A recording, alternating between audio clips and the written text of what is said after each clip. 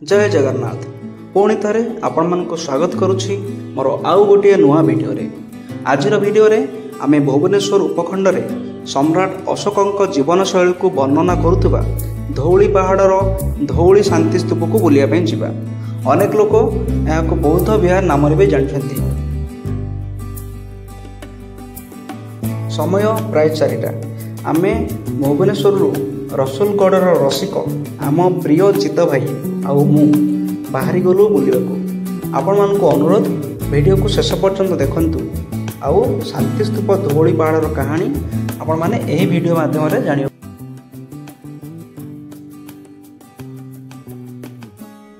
पूजा पार्वण दशहरार समय जगत जननी माँ दुर्गांकर मेढ़ भुवनेश्वर विभिन्न जगह आपण माने देखिया को पाइबे।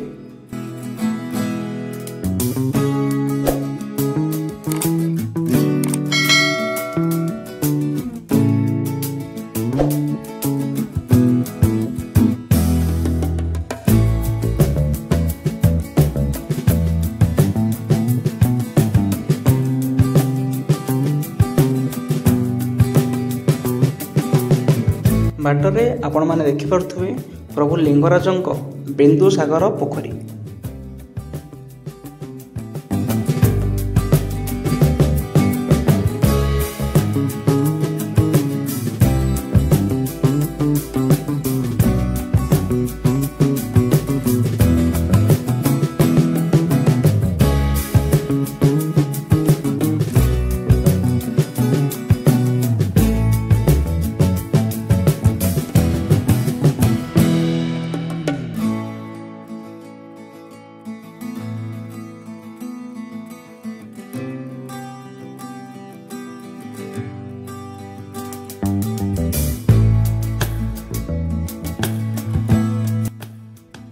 ए हेउची दया नदी आउ भीषण कलिंग युद्ध रे ए हेउची जणे मुख साक्षी। इतिहास रे वर्णित रक्ताक्त कलिंग युद्ध रे ए नदी रे पानी नुहे लक्ष लक्ष सैन्यकर रक्त बहुथिला।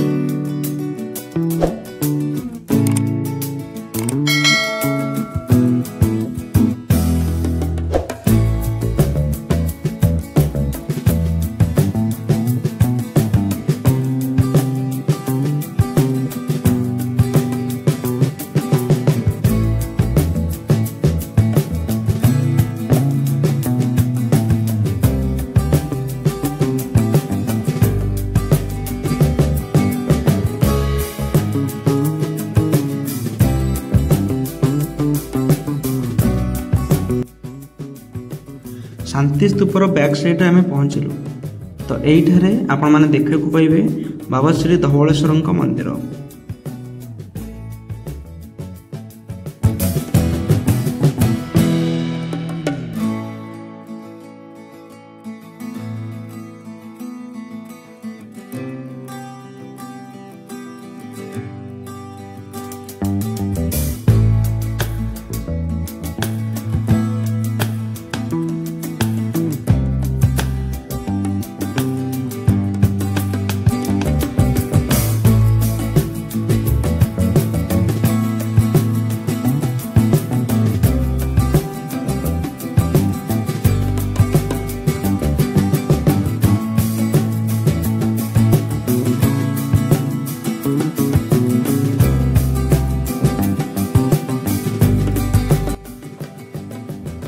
फाइनाली आम पहुँची गले शांति स्तूप धौली पाखे।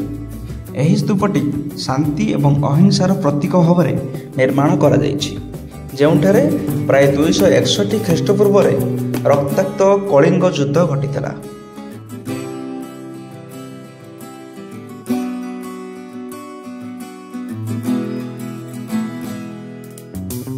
बर्तमान आम आसीगला आखु रस केवल आखु रस नुहे पानी मिशा आखु रस।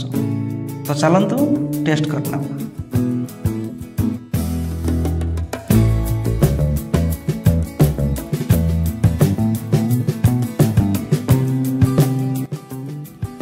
एही पहाड़र पत्थर कलिंगर कहानी रचित। ख्रीष्टपूर्व 261 बेले कलिंग आक्रमण समय लक्ष लक्ष लोक मृत्युवरण करथिले। सम्राट अशोक एहाकु देखि अत्यंत विचलित और मर्माहत होइतिले।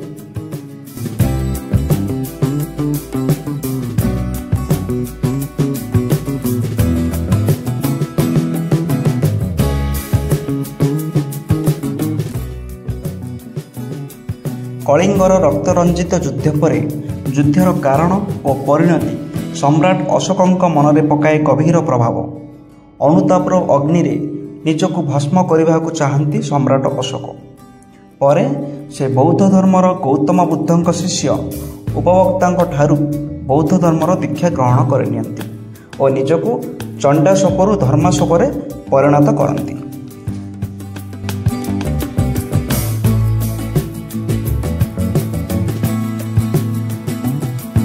परे सम्राट अशोक सन्यासी अशोकरे परिणत होई धौलिगिरू समग्र विश्व को दियंती शांतिर संदेश।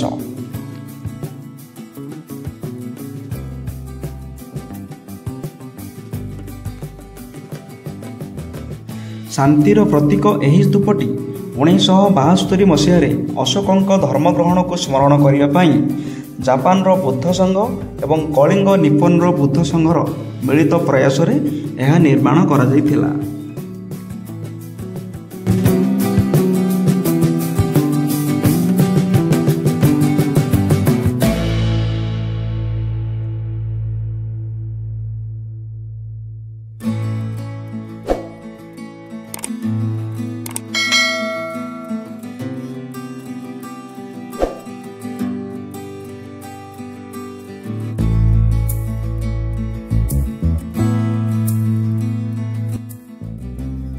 शांति और मैत्रीर प्रतीक धौलिगिरी देश विदेशर पर्यटकों को बेस आकृष्ट करे।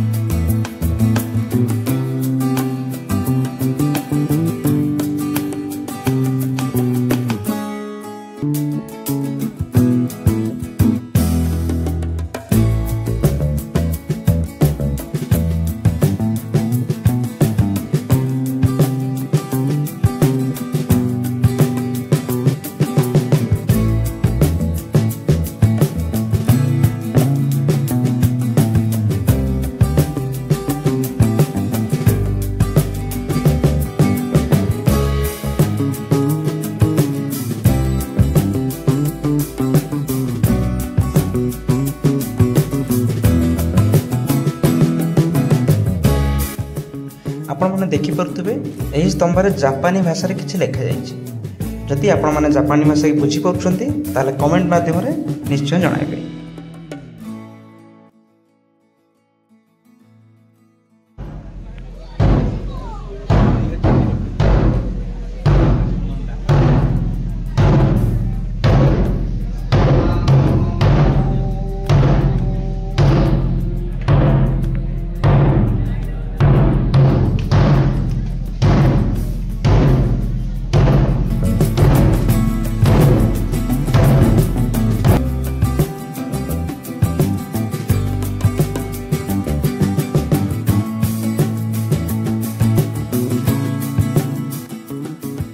जदि आपण मानक मो वीडियो भल लगुए तेबे गोटे लाइक शेयर और सब्सक्राइब करने को जमा भूलें।